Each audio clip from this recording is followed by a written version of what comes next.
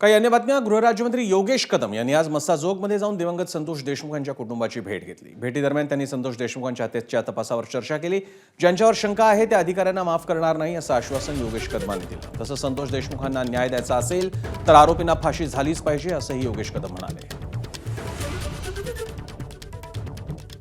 शिंदे साहेबांचं या केसवरती पूर्णपणे लक्ष आहे. आपल्या कुटुंबियांसोबत माननीय शिंदे साहेब आहेत.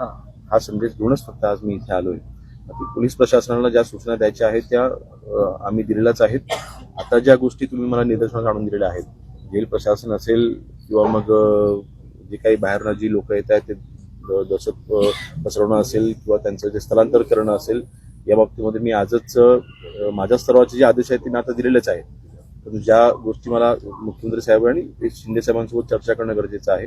मी आजच्या आजच बोलून घेईन साहेबांसोबत.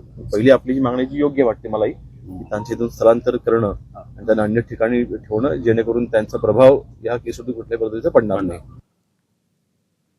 देशमुख कुटुंबाला घर बांधून देण्याचं आश्वासन एकनाथ शिंदेने दिलं होतं आणि त्या घराची पाहणी केल्याचं गृहराज्यमंत्री योगेश कदमांनी सांगितलं. घरभरणीसाठी एकनाथ शिंदे स्वतः उपस्थित राहतील असंही त्यांनी सांगितलं.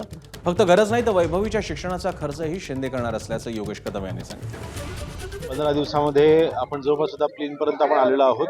पुढच्या पावसाच्या अगोदर ह्या घराचं बांधकाम हे पूर्ण होणार आहे आणि शिंदे साहेब देखील स्वतः नक्कीच त्यावेळेला घरभरणीला इथे उपस्थित राहतील. परंतु आज शिंदे साहेबांच्या आदेशाने आज मी इथे आलेलो आहे.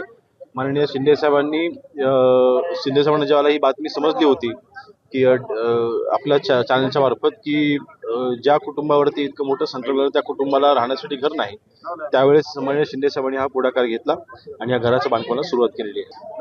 फक्त घरच नाही तर कैलासवासी संतोषजींची कन्या आहे, त्यांचं शिक्षणाचा देखील प्रश्न आहे. या सगळ्या बाबतीमध्ये माननीय शिंदे साहेब सुद्धा लक्ष ठेवून आहेत. एबीपी माझा, उघडा डोळे बघा नीट.